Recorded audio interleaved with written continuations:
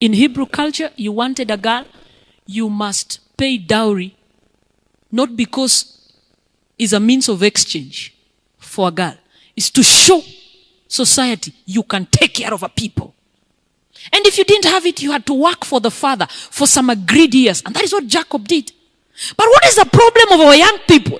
Having to fundraise to pay dowry. What are you telling us? You cannot take care of a woman.